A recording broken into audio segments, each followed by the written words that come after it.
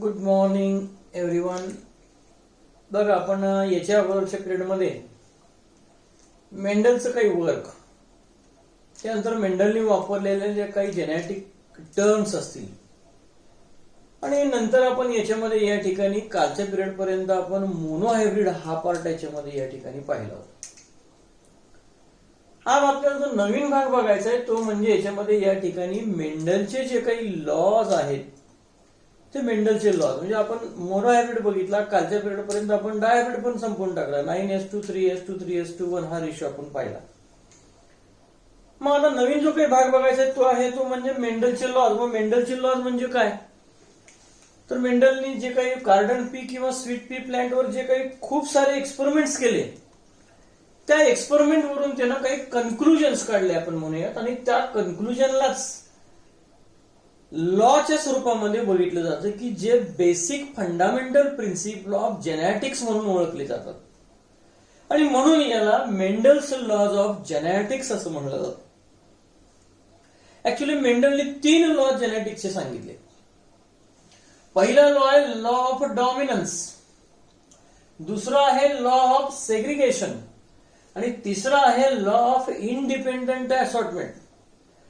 आपण पुढे पुढे बघत जाऊ तेव्हा लक्षात येईल की आपल्याला हे तिन्ही लॉ जे आहेत दे आर ट्रू, ते खरे आहेत. काही ऑर्गॅनिझम मध्ये या ठिकाणी किंवा हा सेग्रिगेशनचा लॉ तर सगळ्याच ऑर्गॅनिझम मध्ये फॉलोअप केला जातो. पण हे जे काही 2 लॉ आहे डॉमिनन्स आणि इंडिपेंडंट, हे असे काही सगळ्याच ऑर्गॅनिझमला लागू पडतील असं नाही. का, कारण मेंडलनी फक्त पी प्लांटचा विचार केला होता. काही ऑर्गॅनिझम मध्ये याच्याही पेक्षा वेगळं काही दिसू शकतं, त्याला आपण नंतर काही मेंडलचे जे काही, ज्याला आपण म्हणूयात की मेंडलनी जे काही सांगितलं त्याच्या विरुद्ध काही गोष्टी लोकांनी सांगितल्या, कोडॉमिनन्स वगैरे, हा सगळं आपण नंतर बघणार आहोत. आज आपण फक्त मेंडलचे लॉ बघूया. तर पुन्हा लक्षात घ्या 3 लॉ आहेत. पहिला आहे लॉ ऑफ डॉमिनन्स, दुसरा आहे लॉ ऑफ सेग्रिगेशन, तिसरा आहे लॉ ऑफ इंडिपेंडंट असॉर्टमेंट. पण नेहमी लक्षात घ्या या 3 मधला हा जो लॉ ऑफ सेग्रिगेशन जो आहे that is only considered as a universally accepted law.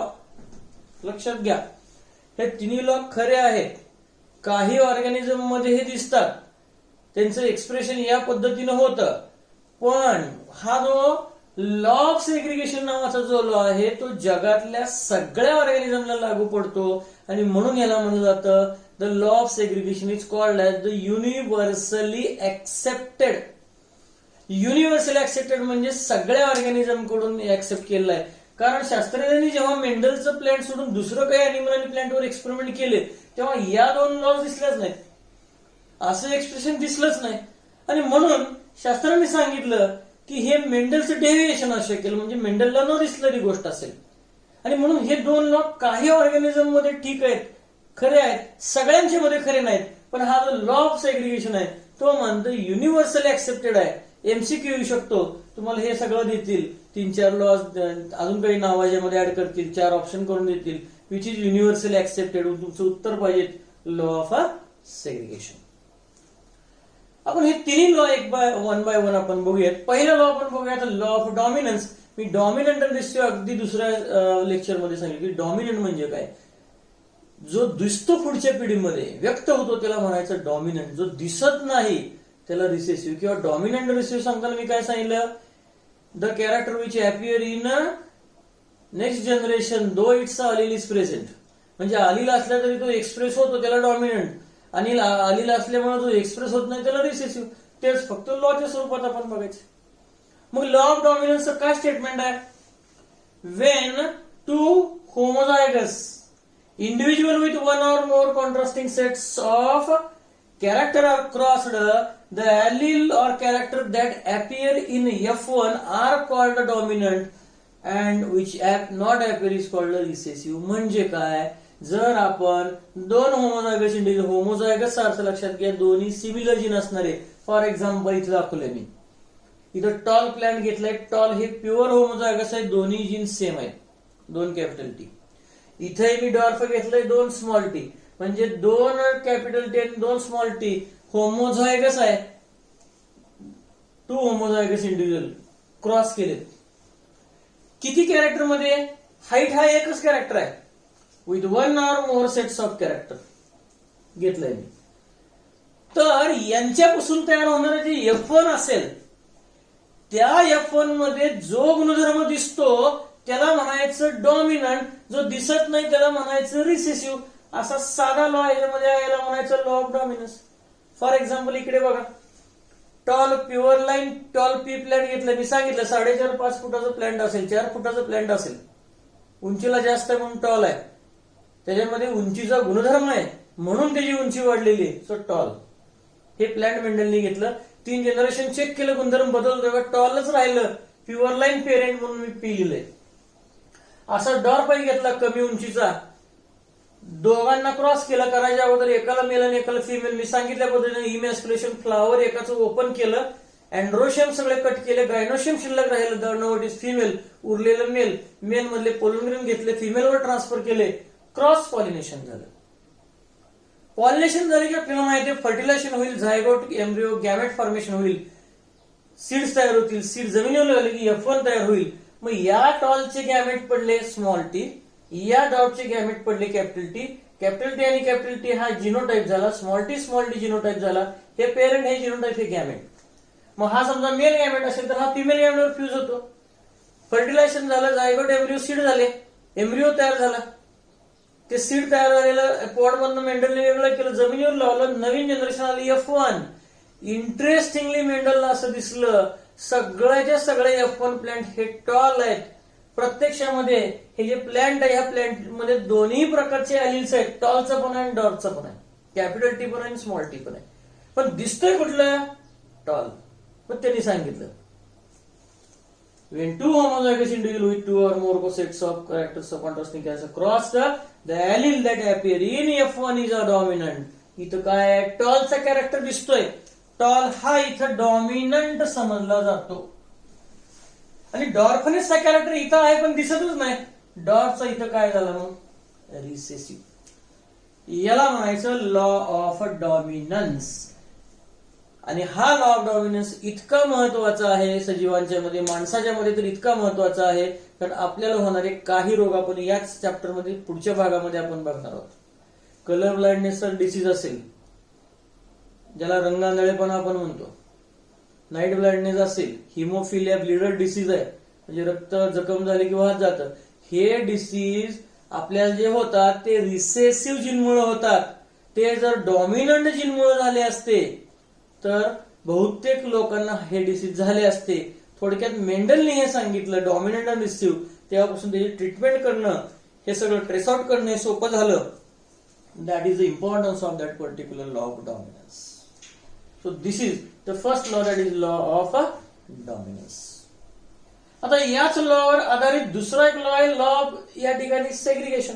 मी सांगितलं हा लॉ ऑफ सेग्रिगेशन आहे तो युनिव्हर्सली ऍक्सेप्टेड आहे. जगातल्या कुठल्याही शास्त्रज्ञाला चॅलेंज करता आलं नाही. जिथं सेक्शुअल रिप्रोडक्शन होत आहे, जिथं गॅमेट होत आहे, जिथं मियोसिस होत आहे, तिथं हा लॉ आहेच. या लॉला अजून एक नाव पण दिलं जातं, this is also known as the law of purity of gametes. कारण इथं जे गॅमेट तयार होतात ते गॅमेट अतिशय प्युअर असतात त्यांच्या कॅरेक्टरसाठी, म्हणून याला लॉ ऑफ सेग्रिगेशन किंवा प्युरिटी ऑफ गॅमेट्स म्हणतात. मग या लॉ ऑफ सेग्रिगेशनचं स्टेटमेंट काय? Wien F1 hybrid forms gamete, म्हणजे F1 तयार झाला असेल, एक कॅरेक्टर कॉन्ट्रास्टिंग घेऊन, 2 घेऊन, 3 घेऊन F1 तयार झाला असेल, तर हा F1 जेव्हा गॅमेट तयार करतो तेव्हा काय द ॲलिल सेग्रिगेट, तेव्हा त्या F1 मधल्या ॲलिल हे सेपरेट होतात. प्रत्येक ॲलिल सेपरेट होतो आणि प्रत्येक ॲलिल सेपरेट होऊन वेगवेगळ्या गॅमेट मध्ये जातो from each other and enter in a different gamete. म्हणजे काय झालं, इथं ॲलिल एकमेकापासून सेपरेट होतात. सेपरेट होणं यालाच सेग्रिगेशन म्हणतात.